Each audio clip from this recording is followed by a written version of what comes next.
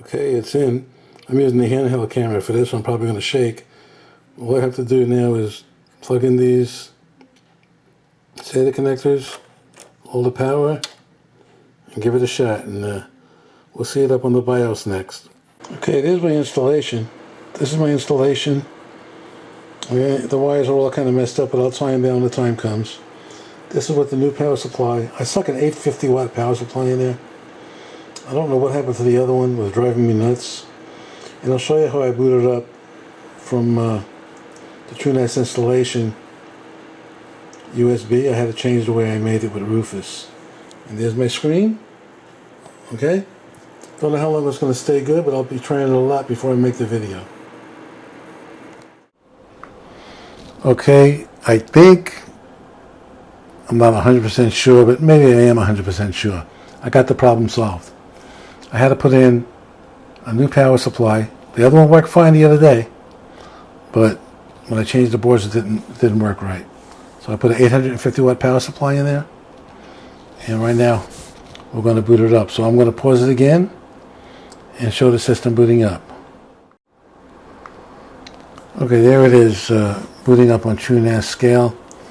What happened was I did manage to boot it up off of USB to do the installation. I'll explain on the next to last segment or the last segment of this video what I had to do when I used Rufus to make the boot up USB. I couldn't find it nowhere on the internet. Okay, so I'm going to kind of pause this. I'm going to connect them later, but I'm going to pause this right now and come back on the next screen and connect them together. Oh, I don't have to worry about that. Here comes the next screen. And the main thing is to show you that now it boots up fine on TrueNAS scale. I'm happy. CWWK might be happy. Who knows? I didn't go back to them yet. But they have been watching my videos. Said they're going to give me a solution. Maybe I'm going to give them a solution. But I still would like to see each hard drive in the BIOS. I don't know how. I mean, I know how to find it in the operating system. But when you go into the setup, I'd like to see all the drives. You know, SATA 1, SATA 2, SATA 3, whatever. Because having that excellent 8643 connectors, if I can't see the breakdown. Or is it me? I posted that question to CWWK. Okay, there you go. Boot it up in the TrueNAS scale.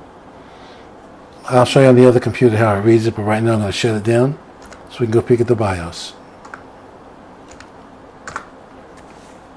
Okay. Okay, I don't want to bore you people, but either I don't know what I'm doing, or I don't know what I'm doing. Probably I just don't know what I'm doing. I should set the system time though.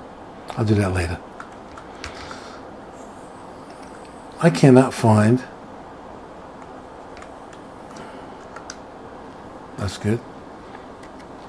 The drives listed. I know they're in there because when I go up on TrueNAS, and you'll see later when I make the make a pool, I cannot see. But RAID support, not so. I could do RAID 1 and 0, but I don't want to do none of that. I mean I'm sorry, RAID 0 and 10. I might do that when I hit the Windows. I'm not going to do it now. Chipset, Node Bridge. Okay, I'm just fishing. So if anybody out there knows how I can see those drives beforehand. See down here it'll see the couple of drives, but I want to see all the drives. Okay? I don't want to see the boot order. I want to see every single drive. Alright? So I'm going to cut this off right now and go try to figure out, if I look at the RAID, maybe that'll tell me the drives. Alright, just to show you, I'm in TrueNAS right now.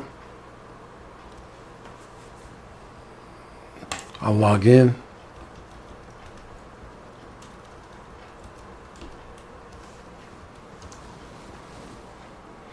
Here we go.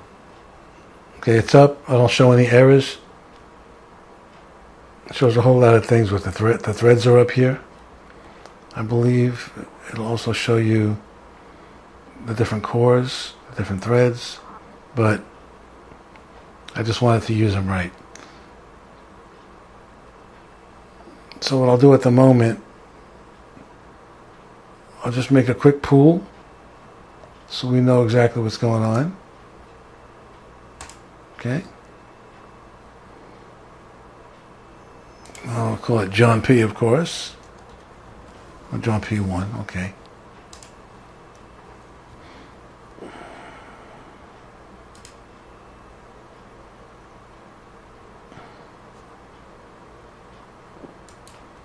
Make it a Z1. This size, 5.46s. How many of them? 5 of them, because I got 5 in there. Next. I'm making this simple. Next, next, next. Next. Next. Create the pool. No. That's right. I don't think it'll take all that long.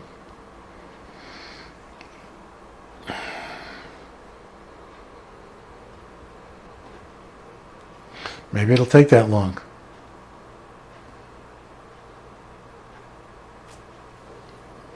Okay, here we go. We're back. So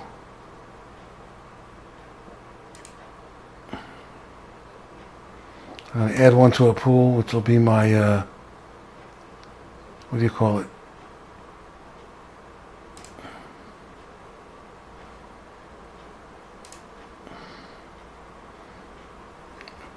I have a cache. I'll set that up later because I'm too slow to do it when when you guys are watching this video. I'm going to go back to the dashboard. Okay, you see I have so much RAM. I got a big pool. Happy as can be.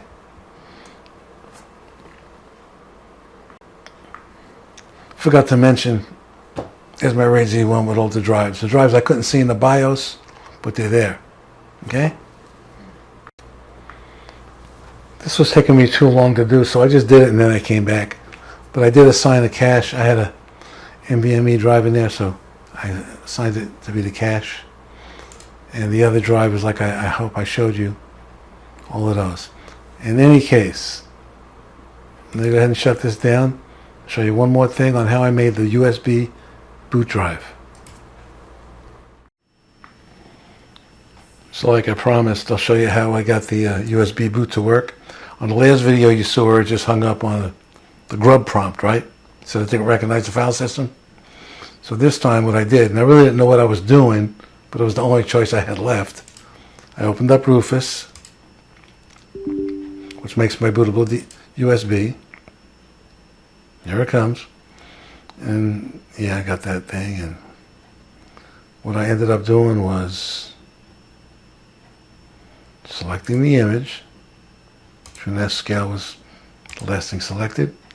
And then what happened was when I hit start, I had write in DD mode. I don't even know what that is because I was using ISO mode and it was loading everywhere but this machine.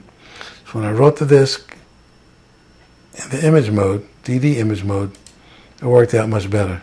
Okay, as you can see, even up here it has partitions D and E. So before I forget to say it, maybe this motherboard works okay, maybe not in the long run, but it's working now. And I'm glad I got it taken care of, even though it cost me a new 850 watt, which I love, power supply. Take care.